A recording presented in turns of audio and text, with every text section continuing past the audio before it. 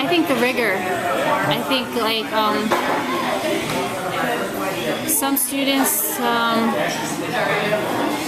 I think it's just it goes too quickly, or they want their education instantly. Students, I mean, for me, because my college experience, like at Cal State, like I was working like 2 jobs and going to school and trying to incorporate any kind of experience on campus, like doing some type of committee work. And I never got to go to the games. Like I always wanted to go to the hockey games, but I was too busy. But that college experience, I agree with you. That's because students now they have to work in order to go to school.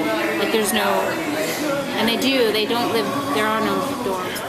Well, sometimes students they'll like. I know in one lab I mean not my students, but I've heard in labs that they'll take pictures of the test. And then they'll, forward it to somebody, and they can zoom into it to see the questions and things like that. So that's been a problem. So they do not want any cell phones in the classroom at all. I've actually tried to think of ways to incorporate the cell phone in the classroom, but you can't really assume that everybody has a cell phone, So I've avoided doing that lesson plan, but I thought it'd be interesting to like everybody, because I teach writing and grammar-based writing, and I thought it'd be really interesting because people when they text, they abbreviate or they use like poor grammar or just a letter for a word. So I was curious if they pulled out their cell phone and then they had to construct what types of words that they abbreviate or whatever, and then maybe like when they do use their cell phone, they'd be aware of how they write. I think it's really bad. For example, some of my classes they're not allowed to use a computer to write their essay. They have to write it by hand.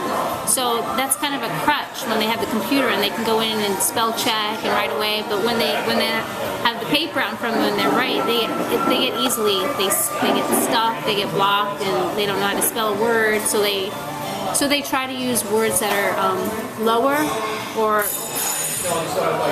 just not. They have poor vocabulary. I think because of that, because they have that crutch of technology of spelling, they avoid using bigger words or bigger vocabulary. I think students, they're ready for them. They know that the cost of regular books, textbooks are so expensive, and they're already doing all these online classes that they just feel like it would just be easier if they had ebooks. But then again, there are some students, they still like the touch and the feel and to highlight. They like that interactive, like in front of them instead, because they already do so much researching and social networking. They kind of want it separate because they feel like it's fun online, but sometimes they feel like, in order to do their real work and studies, that they should have it. Just to stay with it, because sometimes my students, I have them when they just come out of high school or it's one of their first classes, so sometimes I feel like they might get intimidated and they might want to drop out, and they might not want to return. So I just feel like I wish, they can just stay with it, they stay strong.